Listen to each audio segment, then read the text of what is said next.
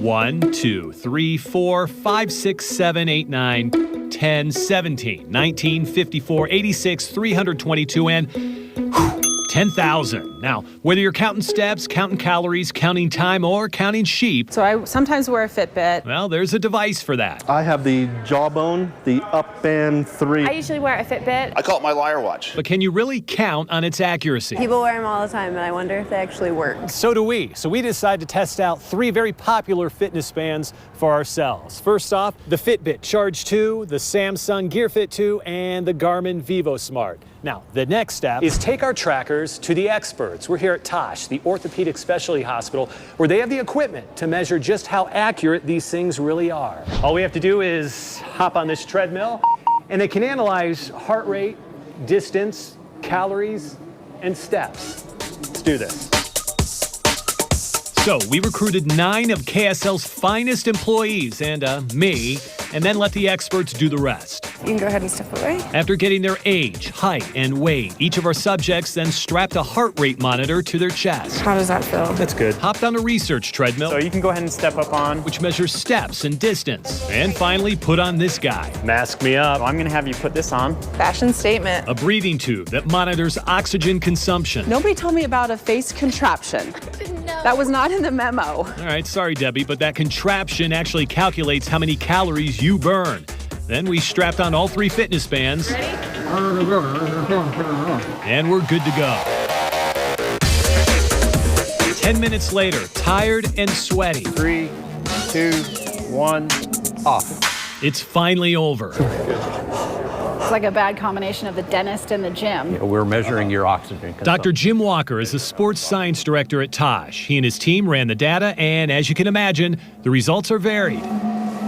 First up, steps. With Alex, the Fitbit counted 1,061 steps. The lab counted 1,061 steps. It was 100% accurate, but hold on here. With Candace, it counted 1,101 steps. The lab counting 1,319 steps.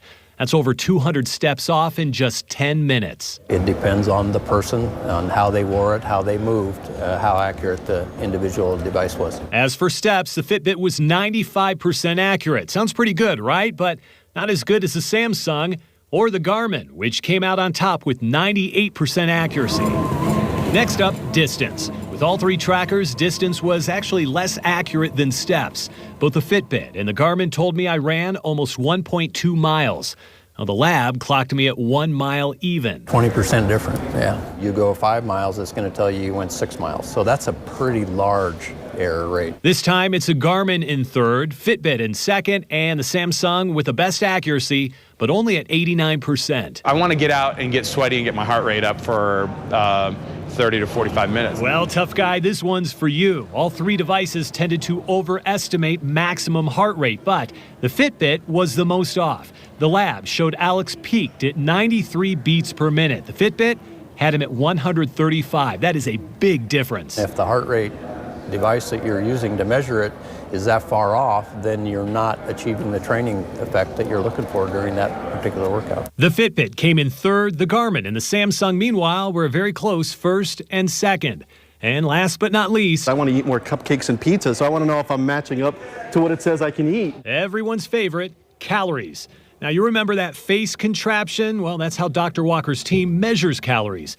But fitness bands use a combination of your physical activity and your gender, age, height, and weight. So I put in my stats, ran for 10 minutes, and voila. All 3 bands, according to the Tosh technicians, actually underestimated calories burned. But the Samsung was the most off. It was third place with only 58% accuracy. Garmin was second, and Fitbit fared the best this time around. Whether they're plus or minus from reality is kind of immaterial for the general fitness exerciser, but it's a way to track. Bottom line, none of the fitness trackers we tested were 100% accurate, but maybe they don't need to be. And it keeps me accountable. It motivates me to meet my goal every day. It reminds me, oh yeah, I got to get my steps in today. You feel really guilty at the end of the day when you look down and it's like 3,000 steps and you're like, oh, I got to go walk some more. 942, 943. They're just a good reminder 45, to keep on counting. 49, 50.